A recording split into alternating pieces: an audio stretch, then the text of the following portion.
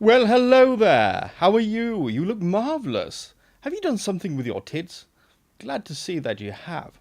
My name is Jamie Tench. This is video diary number 1 of a new series of 6. This week I've been in New York. A beautiful city. Apparently they named it several times, but I'm not aware of that. Anyway, I went to see my friends. They're in a new play called Waiting for Godot at one of the West End theatres they have over there. It's somewhere called Broadway. Strange name to call the West End Broadway, but, it takes all sorts to make up a world. So I popped in there. I wasn't really enamoured with the play. There were just some tramps shouting on stage. So I would pop backstage and I waited in McKellen's dressing room, where I met a young man who was most accommodating. A very nice young man. And before long we were completely naked, doing that thing that chaps do when they're together in a dressing room, completely naked. And when we finished, he said he had to go off and order some schmacken or something like that. I don't know what those are. And he locked the door behind him. So there I was, naked in the dressing room, the door locked. What did I do? Well, I thought I'd just put my clothes on. But the bugger had nicked them, hadn't he? Turned out later on he wasn't even from the theatre. He just used to pop in to nick the clothes. So I panicked for a few seconds, but I found a hairpin on the dressing room table, and or makeup area, and I used it to pick the lock. And the lock was rather easily picked.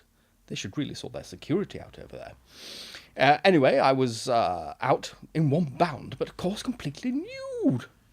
So I bounded back in again. I looked around, and on the rack there was a onesie, I believe they called them, in the shape of a Dalmatian puppy. So I popped that on and headed out to try and find my way out of the theatre. It took me a while, because I accidentally knocked into a light switch on the way out and turned all the lights out. It's awful. Theatres in the dark are not very nice places. Slightly spooky. So I went left and I went right and I went right and I went left and went up some stairs, and all the time banging into light switches and knocking them off. I didn't know where I was until I saw a door, and I popped through it and found myself onto the stage. Well, there wasn't much I could do, really. I just stood there and shouted, "Godot here!" standing there in my Dalmatian-shaped onesie.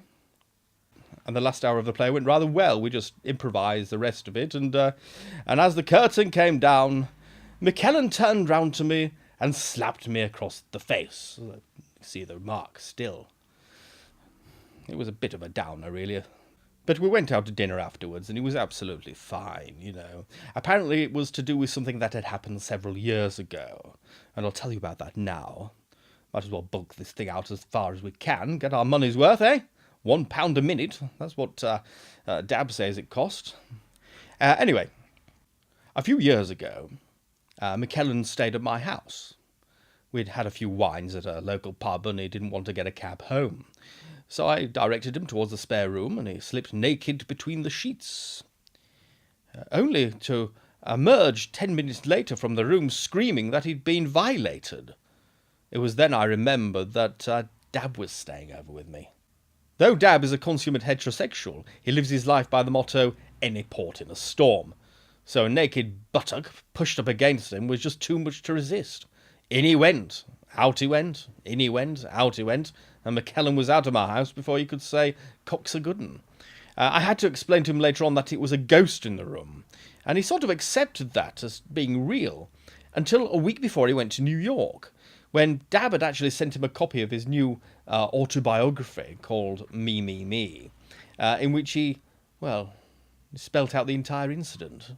So when he saw me at the theatre, he took the opportunity to slap me round the face for lying to him. Fair enough, I thought, I deserved it, really. Though it has increased the amount of people coming round to my house to stay in the spare room. Well, that's my video diary for this week.